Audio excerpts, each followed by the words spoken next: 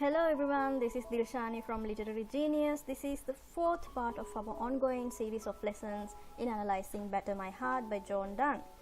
And in our introductory videos, we talked about the genre, the metaphysical conceits, the form, the meter, so on and so forth. And in the second and the third videos, we started analyzing the sonnet.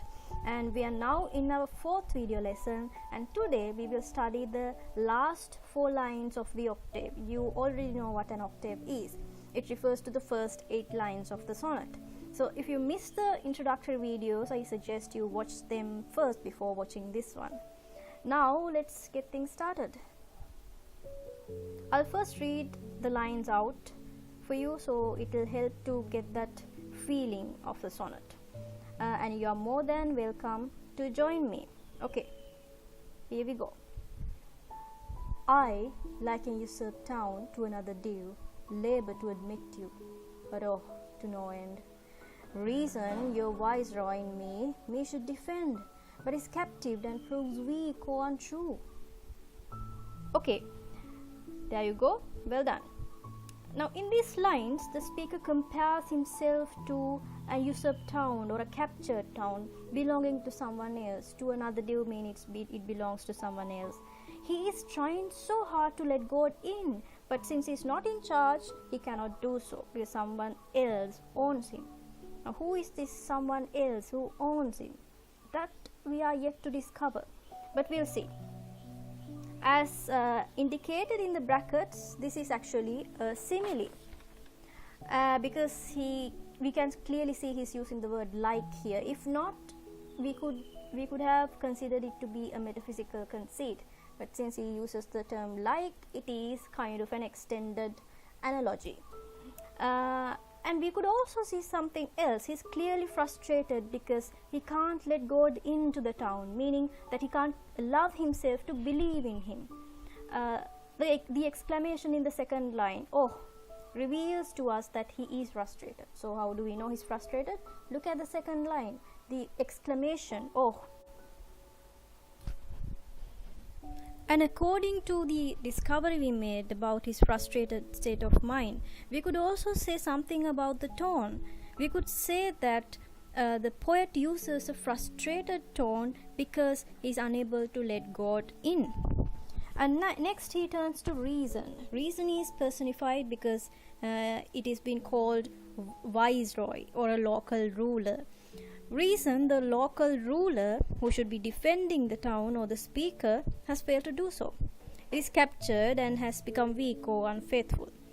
Reason was given by God to the speaker to protect himself from evil and to make sure that the constant bond between God and the speaker is maintained. And it is reason that tells us what is right and what is wrong, and the very thing that sets us in the right path towards heavens, towards God. But now he can't defend himself against evil or whatever that keeps him away from God because reason is working against God. This highlights the conflict between reason and faith, which is a very important theme in the sonnet. And now finally, I'd like to talk about the meter of the sonnet a little bit. We know that this sonnet is written in iambic pentameter, but there are times that the poet deviates from this regular iambic pentameter. For example, look at the first and the second and the third lines of this section. They have one extra syllable in each line, each of these 3 lines, causing them to deviate from the regular meter. There could be 2 main reasons why the poet chooses to deviate from the regular meter. One is to give a bit of variation to the sonnet so it will not be so monotonous and boring. The other reason is to emphasize the deviated lines and their meanings. So how are we to make sense of this deviation? One way of doing this is to look at the tone. The tone reveals that the speaker is frustrated, right? And when people are frustrated, they get carried away by their feelings, by they lose control over their words, their emotions. And in other words, they tend to deviate from the normal state of thinking. So the deviation from the regular iambic pentameter signals at the speaker's deviation from his normal state of thinking because he's frustrated. And we can apply two themes to this section. One is the fervent desire to believe in God, and the other theme is the clash between reason and faith. I wish that this explanation helped you, and with that we come to the end of our fourth lesson.